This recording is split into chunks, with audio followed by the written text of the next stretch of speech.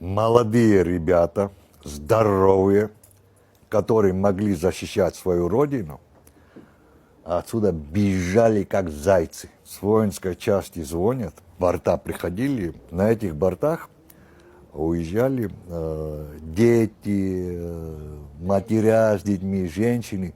И вот эти жлобы здоровые лезли беспардонно в эти самолеты, выбрасывали женщин и детей, лишь бы самому ноги унести.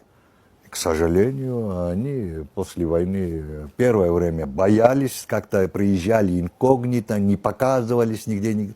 Потом потихоньку акклиматизировались, и еще сегодня нам еще пытаются условия диктовать. Я, например, всегда против этих людей. Я не хочу быть им судьей, винить их, но и они должны знать свое место. Пока ветераны живы, они не вправе вклиниваться и там что-то свое диктовать. Я, например, против этого. Как людей, вопросов нету к ним. Ну, трус хорошо.